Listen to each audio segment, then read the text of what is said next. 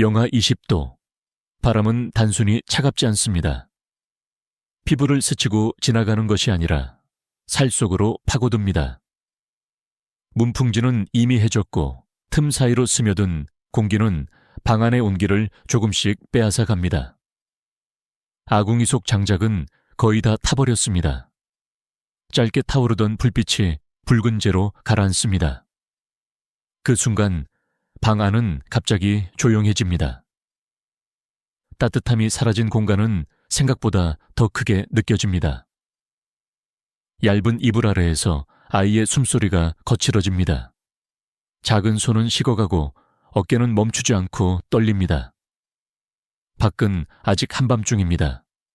해가 뜨려면 6시간은 더 남았습니다. 하지만 문제는 밤이 아닙니다. 이 겨울은 하룻밤으로 끝나지 않는다는 것. 눈은 며칠째 녹지 않고 쌓여 있고 쌀독은 바닥을 드러냈습니다. 남은 장작은 손가락으로 셀 수 있을 만큼 뿐입니다. 불을 피울 것인가? 아니면 내일을 위해 남겨둘 것인가?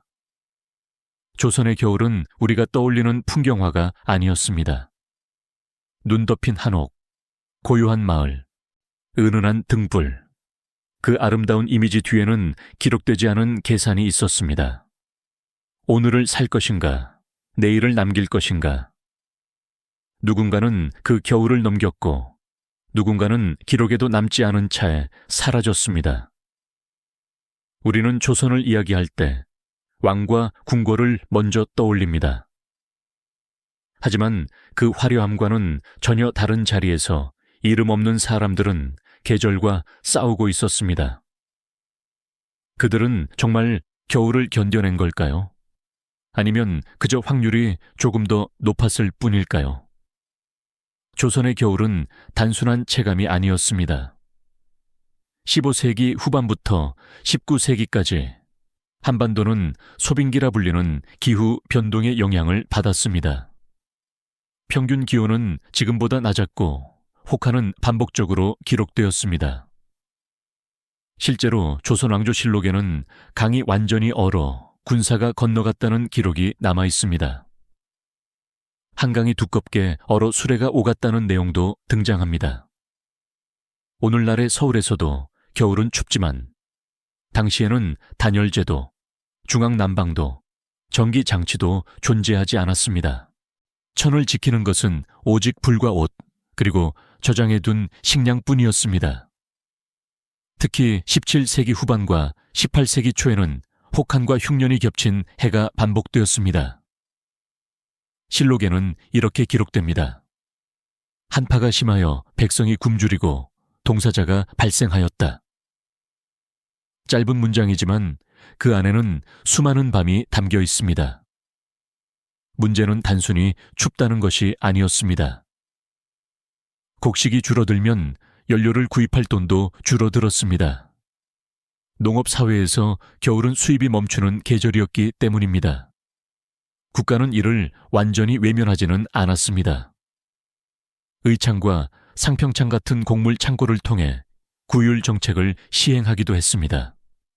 흉년이 들면 곡식을 빌려주고 이자를 낮추는 조치도 있었습니다. 그러나 문제는 그 도움에 접근할 수 있는 사람과 그렇지 못한 사람이 나뉘어 있었다는 점입니다.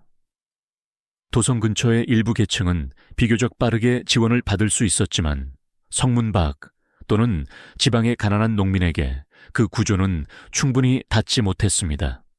겨울은 자연현상이었지만 그 영향을 견디는 힘은 사회 구조에 의해 결정되었습니다. 같은 한파를 맞이해도 누군가는 준비할 수 있었고 누군가는 그저 버텨야 했습니다. 그리고 이 차이는 해마다 반복되었습니다. 우리는 흔히 말합니다. 조선은 온돌 덕분에 따뜻했다. 틀린 말은 아닙니다. 온돌은 분명 당시로서는 효율적인 난방 기술이었습니다.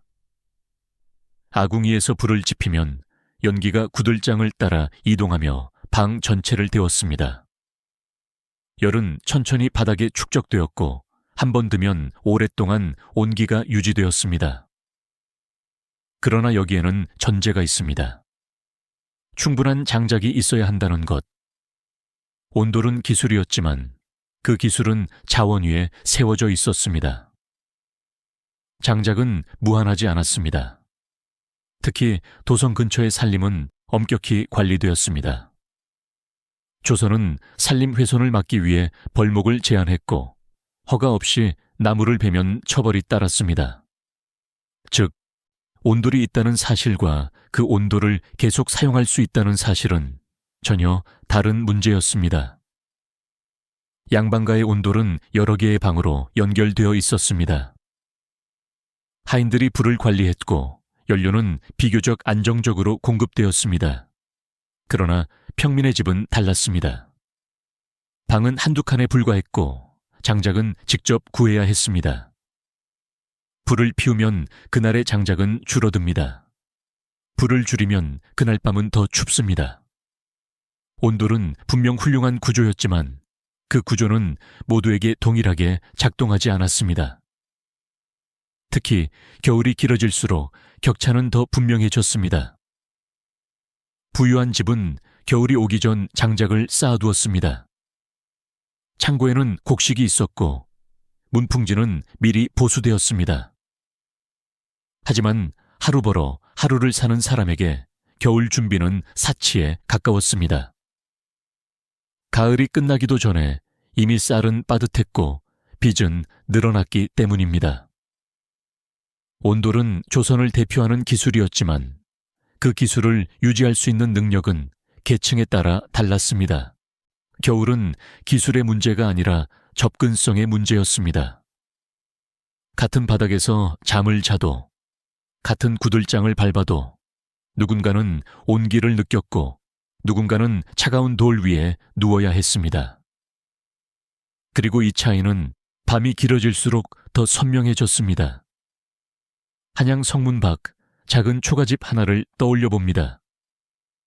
방은 한 칸뿐입니다. 흙벽은 얇고 지붕은 바람이 세게 불면 흔들립니다. 네 식구가 그 안에서 겨울을 맞습니다. 아버지는 품팔이로 하루를 살아갑니다. 어머니는 바느질과 허들의 실로 겨우 몇 푼을 보탭니다. 아이 둘은 아직 어립니다. 겨울이 무엇인지도 잘 모릅니다. 첫눈이 내리던 날 아이들은 잠시 기뻐했습니다. 하지만 어른들은 알고 있었습니다. 이제부터가 시작이라는 것을. 가을이 끝나갈 무렵 그들은 장작을 조금씩 모아두었습니다. 그러나 쌓아둔 더미는 생각보다 빠르게 줄어들었습니다. 첫 번째 한파가 닥쳤을 때 아궁이는 하루 종일 꺼지지 않았습니다. 그날 밤은 따뜻했습니다. 하지만 다음 날 장작 더미는 절반으로 줄었습니다. 두 번째 한파가 오자 쌀독도 함께 줄어들었습니다. 아이에게 먼저 밥을 먹이고 어른은 물로 배를 채웠습니다. 밤이 깊어질수록 방 안의 공기는 차가워졌습니다. 불을 약하게 지피면 장작은 오래 갑니다. 하지만 아이의 기침은 점점 잦아집니다. 어머니는 이불을 한 겹 더 덮어줍니다. 그러나 이불은 바람을 완전히 막아주지 못합니다. 세 번째 한파가 시작된 밤, 바람은 전보다 더 거칠었습니다. 문풍지가 찢어지는 소리가 들렸고 아궁이의 불씨는 빠르게 약해졌습니다. 아버지는 잠시 불 앞에 앉아 재 속에 남은 작은 불씨를 바라봅니다. 지금 더 태우면 오늘 밤은 버틸 수 있습니다. 하지만 내일은? 밖으로 나가면 도성 근처의 산림입니다. 벌목은 제한되어 있고 적발되면 벌을 받습니다. 그러나 추위와 벌 중 어느 쪽이 더 무거운지 그는 이미 알고 있습니다. 문을 열자 차가운 공기가 한꺼번에 밀려 들어옵니다. 밤 공기는 숨을 들이마시는 것조차 고통스럽습니다. 그는 산 쪽으로 향합니다. 눈은 무릎까지 쌓여 있고 발은 점점 감각을 잃어갑니다. 작은 나뭇가지를 몇 개 모아 옷 안에 숨깁니다. 그 순간 들리는 소리 하나에도 심장이 뛰기 시작합니다. 발각되면 벌금, 심하면 매질. 하지만 돌아가지 않으면 아이의 밤은 더 길어집니다. 집으로 돌아왔을 때 아이의 기침은 더 거칠어져 있습니다. 어머니는 아무 말도 하지 않습니다. 아버지는 모아온 나뭇가지를 아궁이에 넣습니다. 불이 다시 살아납니다. 잠시 동안 방 안에는 다시 온기가 돌아옵니다. 그러나 그 온기는 대가를 요구합니다. 그날 이후 그들은 산에 더 자주 가야 했습니다. 그리고 어느 날 마을에는 이런 소문이 돌기 시작합니다. 산림 단속이 강화되었다. 겨울은 자연만의 문제가 아니었습니다. 법과 제도, 경제와 계층이 얽혀 있었습니다. 그리고 그 모든 것이 한 칸짜리 방 안에서 결정을 요구하고 있었습니다. 며칠 뒤 아이의 열은 쉽게 떨어지지 않았습니다. 의원에게 갈 돈은 없었고 약을 구할 여유도 없었습니다. 겨울은 그렇게 조용히 한 가정을 압박했습니다. 기록에는 남지 않지만 이와 비슷한 밤은 수없이 반복되었을 것입니다. 조선의 겨울은 눈과 얼음의 계절이 아니라 선택의 계절이었습니다. 조선은 백성을 완전히 외면한 국가는 아니었습니다. 흉년과 혹한이 겹치면 조정은 대책을 논의했습니다. 의창과 상평창, 이 두 제도는 겨울을 버티기 위한 안전망이었습니다. 의창은 곡식을 저장해 두었다가 흉년이 들면 백성에게 빌려주는 제도였습니다. 상평창은 물가를 안정시키기 위해 곡물을 매입하고 방출하는 역할을 했습니다. 이론적으로는 굶주림을 완화할 수 있는 구조였습니다. 그러나 현실은 조금 달랐습니다. 곡식을 빌린다는 것은 결국 갚아야 한다는 뜻이었습니다.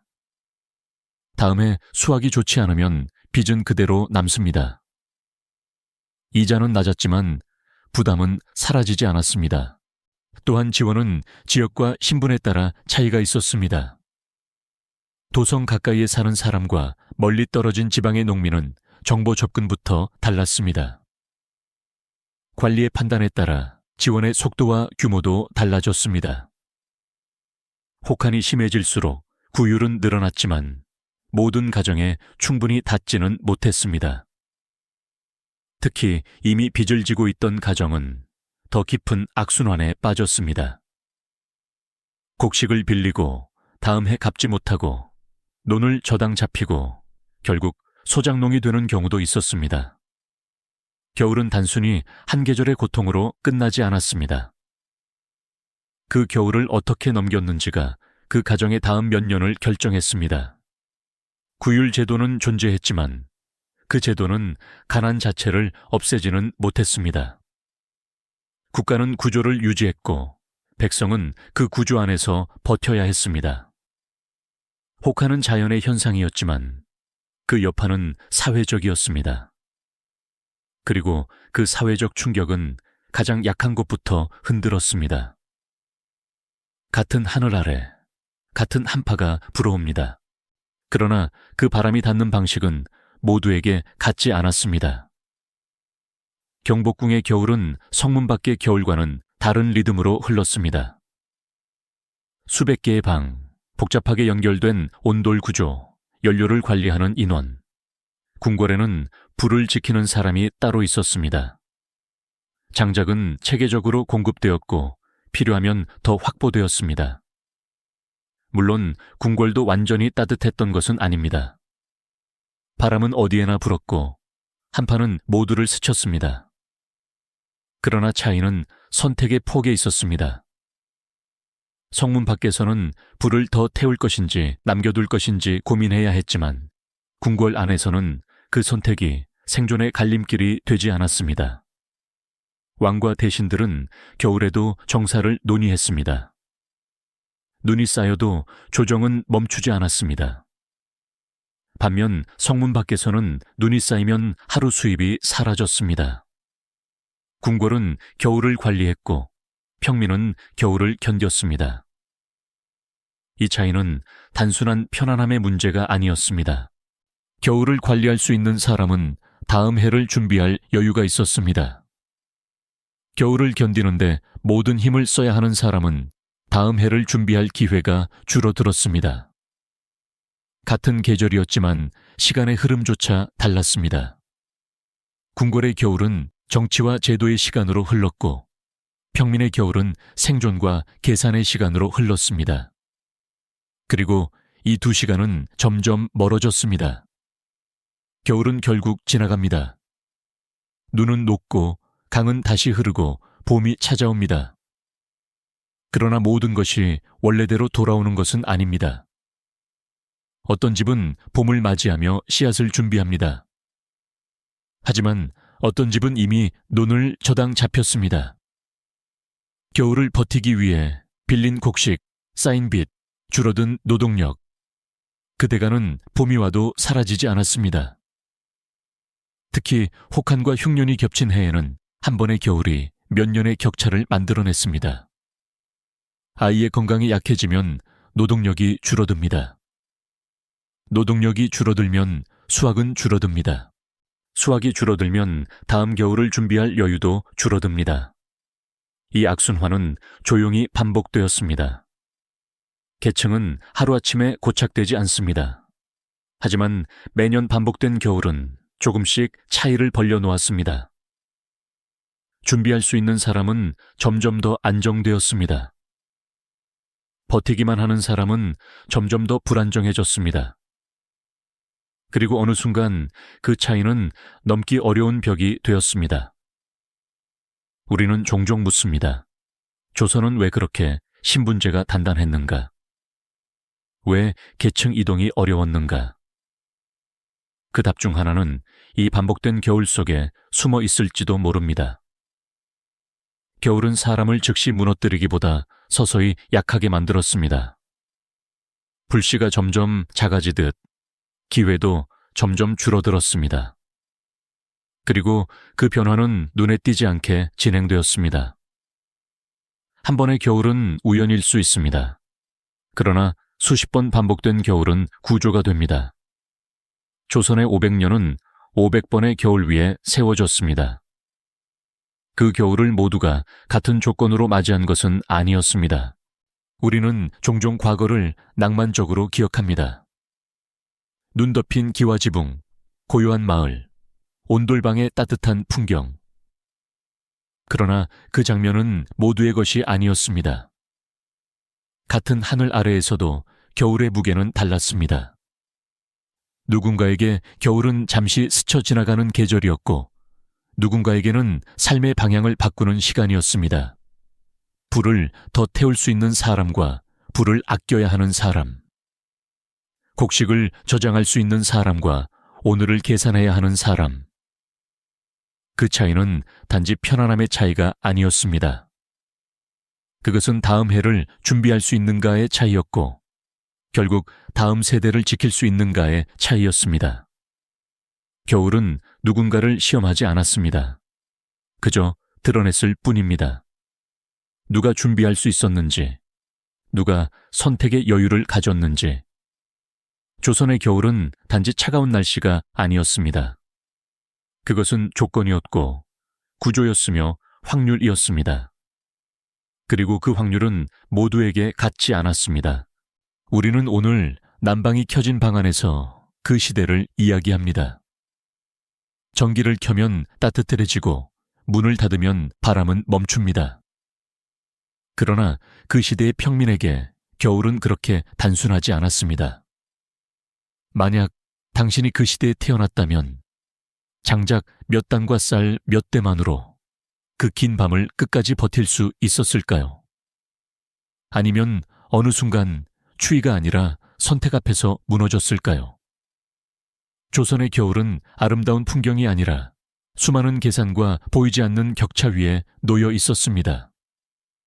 그리고 그 격차는 해마다 조용히 쌓여갔습니다.